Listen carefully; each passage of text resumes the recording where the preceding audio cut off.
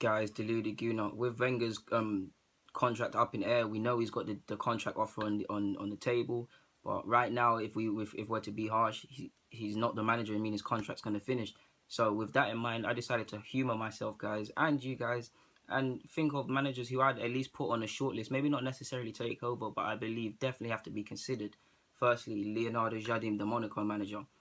Their side doing very well. I mean, you look at the goal scoring stats, I think only Barca are ahead of him in terms of goals scored. So that shows how many they've scored. And if you look at the team, how average they are, it's shocking. He's skilled in working in under financial restrictions and pragmatic environments. I know you people listening know that sounds similar to how Arsene Wenger is. He's shown he's a shrewd businessman. I mean, he's replaced Carrasco, Martial, Kondogbia with some very good players. Fair enough, Fabinho could always play in midfield, but he's moved him from right back into the midfield. He's getting the best out of some average players. He's making Falcao believe again. Everyone knows Falcao's had a horrible 2 years. He's back scoring. He gives youngsters chances. Look at Kyle and Pepe.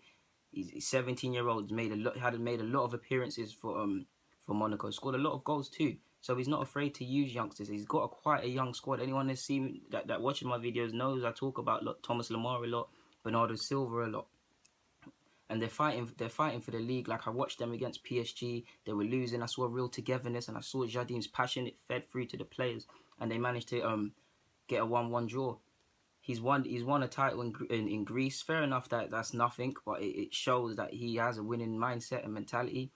He's done a masterclass over Spurs and Arsenal, so he's shown that he's very smart tactically, and things like that. He plays good counter-attacking football. He plays good attacking football. A range of formations. I've seen him play 4-4-2, 4-2-3-1, 4-3-3. So Jardim, I don't think he gets talked about enough. He's definitely there for me. Definitely on the shortlist. Secondly, you've got to mention Stambouli. Unrealistic. There's talk that the Barca thing is confirmed, but let us dream. Won Copa America, got Alexis playing well in the false nine, knows Alexis well. Messi rates him highly, Neymar rates him highly, Ramos rates him highly. So you can't be that bad of a manager.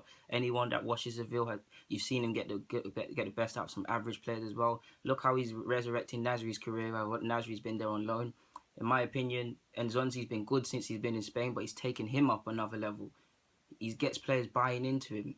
He get another one who's getting average players playing well. And he's made his home ground. Fair enough, the fans play their part, but they're playing Seville at home is very hostile. It's a hostile environment. He's shown he's adaptable as well. I think in my opinion, he prefers a 3-5-2 or a formation similar to that. We're not gonna get him, but a man can dream. Next, you've got to have Allegri. Been linked with him. He's playing coy on his future, whether he wants a new deal at Juventus or he actually wants to step down. We don't know. But he's won titles in Italy with Milan and Juventus. Got a lot of stick at Milan, quite rightly as well, because he got rid of Pirlo, in my opinion, who shouldn't have went. He got rid of him, went to Juventus. You know how that story panned out.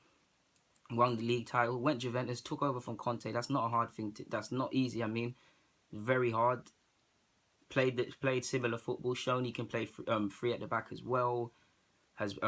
It looks to me like they press with a 4-4-2 and they attack as a 4-3-3. So he's shown he's adaptable. I mean, anyone who watches Juventus, you can see the players work very much off the ball. He's not afraid to sub players. Diabala's been playing out of his skin for the last 18 months. A bit of a dry patch now. He's subbed him twice. He doesn't really mix his words, so you need someone like that.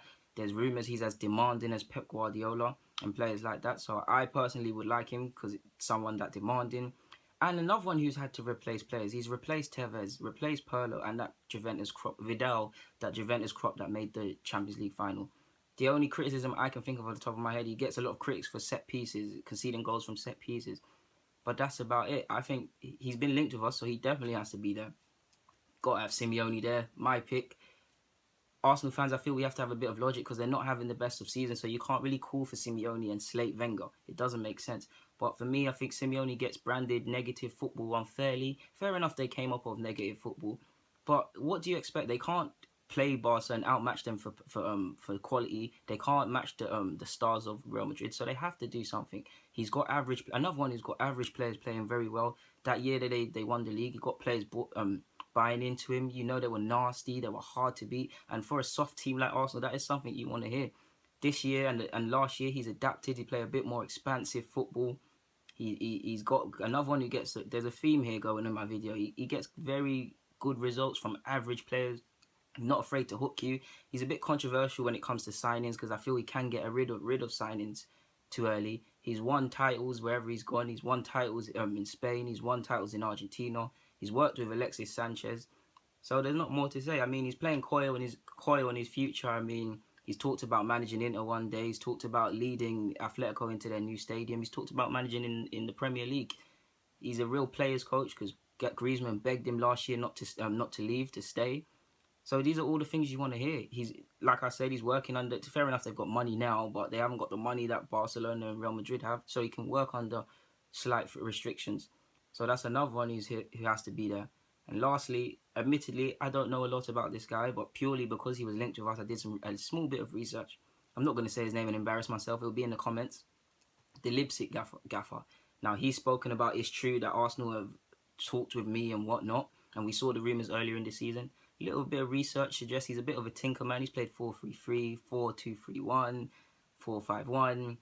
Yeah, he's playing some certain young players. I can't remember the player's name, but he has a young Austrian centre-back he's getting the best out of. He bought Naby Keita, I believe, and he's playing very well. He bought Oliver Burke from the second division, and he's playing very well. They're I think 4 points off Munich. They were leading the German league earlier in the season. So I can see why he's linked with us. He's quite young. He looks like a forward-thinking coach. The Bayern Munich chairman earmarked him allegedly as a possible Bayern Munich chairman. I mean, it's not really an achievement, but he's won the German second division. The second season this first season they got promoted. His second season, I believe, or something like that. Forgive me if I'm wrong. They finished 10th, which is a good achievement. I mean, getting promoted to the first division and finishing 10th, that's great because you'd be thinking about relegation, fighting relegation. So that's great. Not really much to say about him, but I can see why. In conclusion, none of these names will probably manage Arsenal. It'll probably be unknown who manages Arsenal. I'm pretty sure Wenger, if Wenger doesn't sign a new deal, he must know who is going to manage Arsenal. He's given his suggestion, or he's been asked his suggestion, because our incompetent board surely can't do it.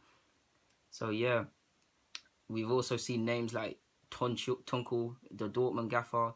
I thought Pep was going to take this over. So there's a lot of names that will constantly be floated around and things like that.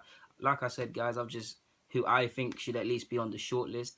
If you've got any different ideas and different viewpoints, I'd love to hear them. Get at me on all my socials, deludaguna04. Comment. Thank you for watching. Like I said, I love you guys that sit down and watch my videos. You could be doing 100 things in the world and you're choosing to do this. Thank you very much, people. Don't forget to subscribe if you haven't already. Deludaguna, I'm out.